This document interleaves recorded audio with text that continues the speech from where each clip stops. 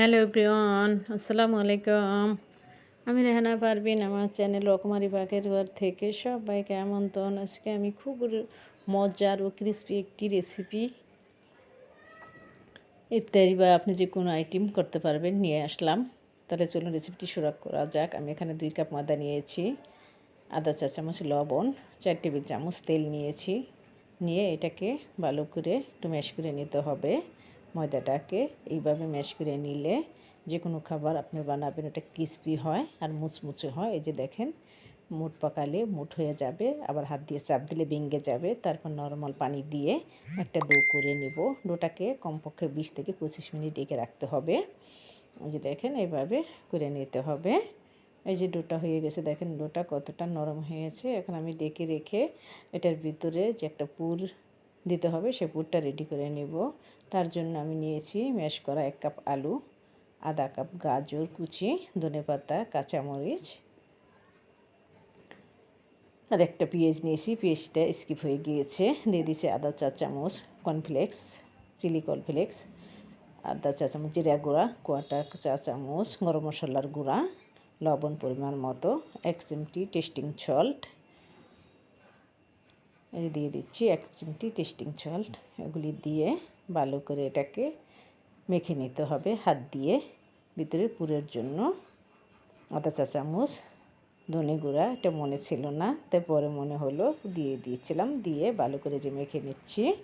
এটা কিন্তু খুবই মজার হয়, বাচ্চারাও পছন্দ করে, বড়রাও খুব পছন্দ করে, যে কোনো মানুষই এটা খেতে পারবে। তারপর আমি যে ডোটা করে রেখেছিলাম ডোটা নিয়ে আসলাম। নিয়ে বড় 4টে রুটি বানিয়ে নিয়েছি। একটু লম্বা টাইপের মতো করে বানিয়ে নিয়েছি, কারণ এটা যেভাবে শিক কাবাব কাঠিতে গাঁথে ওই রকম করে গাঁথতে হবে, সেজন্য একটু রুটিটাকে লম্বা করে বেলতে হবে। তারপর সাইডটাকে এভাবে কেটে 4 কোণা বানিয়ে নিতে হবে, স্কোয়ার শেপ বানিয়ে নিতে হবে। আমি 2 কাপ ময়দা দিয়ে 4টে রুটি করেছি। তারপর চারটাকে এভাবে কেটে নেব। আর লাগবে শাসলিক কাঠি, এই যে ঘুরিয়ে দেখেন, আপনারা দেখলেই বুঝতে পারবেন। আমি এই ফিরাটা দিয়ে সকাল থেকেই শুধু রুটি বানিয়েছি, সেজন্য দেখেন ফিরাটার অবস্থা কী। কেউ কোনো ব্যাড মন্তব্য করবেন না। তারপরে এইভাবে এই যে কেটে নেওয়ার পরে এখন রুটিটার উপরে আমি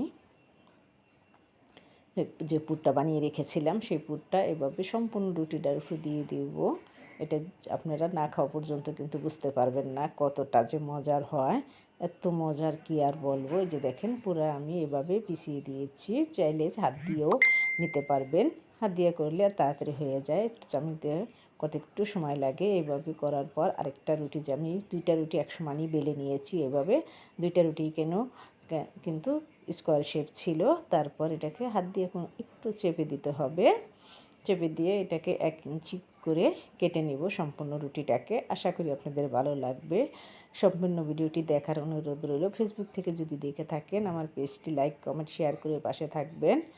পেজটি যদি ফলো দেওয়া না থাকে প্লিজ আমার পেজটি ফলো দিয়ে পাশেই থাকবেন। আর যদি ফলো দেওয়া থাকে তাহলে অসংখ্য ধন্যবাদ। ইউটিউব থেকে যদি দেখে থাকেন লাইক, কমেন্ট, শেয়ার করে পাশে থাকবেন। ভিডিওটা যদি একটু হলেও আপনাদের ভালো লেগে থাকে বা একটু উপকারে আসে তাহলে আমার চ্যানেলটি সাবস্ক্রাইব করে আমার পাশেই থাকবেন। এই যে দেখেন, আপনাদের সাথে কথা বলতে বলতে কিন্তু আমি যেইভাবে পুরো রুটিটাকে কেটে নিয়েছি 1 ইঞ্চি ফাঁকা রেখে। এই যে দেখেন, এখন আমি একটা শাসলিক কাঠি নিয়ে যেভাবে আমরা সুই সুতা দিয়ে সেলাই করি এভাবে কিন্তু আমরা শিক কাবাব বানিয়ে থাকি। ওরকম করে সম্পূর্ণ রুটিটা গেঁথে দেবো কাঠিতে। যে কটাই আমি লম্বা লম্বা করে কেটে নিয়েছি সম্পূর্ণ রুটিগুলি যেইভাবে গেঁথে নিব। যে দেখেন, দেখতে কিন্তু এত কিউট লাগছে আর খেতেও এত মজার কি আর বলবো। এটা কিন্তু আমরা একদিন বানাইয়া কয়েকদিন রেখে দিয়ে খেতে পারি। তো বাচ্চারাও খুব পছন্দ করবে বা মেহমান আসলেও আমরা আপ্যায়ন করতে পারি। টিফিনের জন্য কিন্তু খুবই মজা হয়েছিল। একবার হইলেও বানিয়েই খাবেন। খুব সহজভাবে আপনাদের সাথে শেয়ার করলাম। আশা করি আপনাদের ভালো লাগবে। ওই যে দেখেন, দেখেন কত সুন্দর লাগছে। সম্পূর্ণগুলি আমি গেঁথে নিয়েছি। এবার আমি 1/4 কাপ ময়দা নিয়ে একটু ঘন একটা ব্যাটার রেডি করে নিয়েছি। একটু পানি দিয়ে গুলিয়ে নিয়েছি।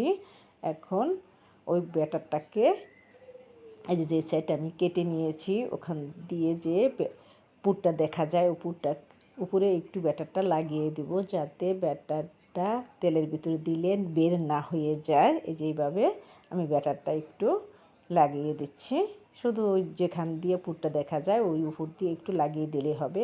জাস্ট কত সহজভাবে এত সুন্দর একটা ইউনিক একটা নাস্তা হয়ে গেল। তারপর তেল আমি চুলায় দিয়ে রাখছি, তেলের ভিতরে আপনি ছেড়ে দিলেই একদম দেখবেন মুসমুসে হয়ে যাবে। খেতে খুবই মজার, কাঠিটা ধরে খেতে খুবই আরাম লাগছিল। একবার হইলেও বানিয়ে খেয়ে দেখবেন। এই যে দেখেন আমি ভাজা শুরু করে দিয়েছি, খুবই মজার হয়েছিল। আশা করি আমার প্রিয় ভাই ও বোনদেরকে ভালো লাগবে। ভালো লাগলে লাইক কমেন্ট শেয়ার করে আমার পাশেই থাকবেন। যে যেখান থেকে ভিডিওটি দেখছেন সবাই ভালো থাকেন, সুস্থ থাকেন। আবার দেখা হবে আপনাদের সাথে নতুন রেসিপিতে আমার রকমারি পাকের ঘর থেকে। আশা করি রকমারি পাকের ঘরের সাথেই থাকবেন। পেজটি রকমারি পাকের ঘরেই থাকবেন। চ্যানেলটি সাবস্ক্রাইব করে আমাকে এগিয়ে যেতে সাহায্য করবেন যদি আপনাদের একটু হলেও ভালো লেগে থাকে। আর আমার জন্য দোয়া করবেন। আপনাদের জন্য অনেক অনেক দোয়া ও ভালোবাসা রইল। আবার দেখা হবে নতুন কোনো রেসিপি নিয়ে রকমারি পাকের ঘর থেকে। রকমারি পাকের ঘর থেকে এরকম মজার মজার আইটেম দেখতে চাইলে আমার পেজটি সাবস্ক্রাইব করে পাশে থাকেন। এই যে দেখেন আমি একটা ভেঙে নিয়েছি, দেখেন কতটা মুসমুসে হয়েছে আর এত টেস্ট ছিল, তা আগে ভাবিনি যে এত মজা হবে। আশা করি আপনারাও এই রমজানে এটা বানিয়ে ইফতারের সময় সবাইকে তাক লাগিয়ে দিবেন। দেখবেন সবাই খুব প্রশংসা করবে যে এত সাধারণ একটি জিনিস দিয়ে এত মজার একটি জিনিস। আজকে বিদায় নিচ্ছি। আল্লাহ হাফেজ।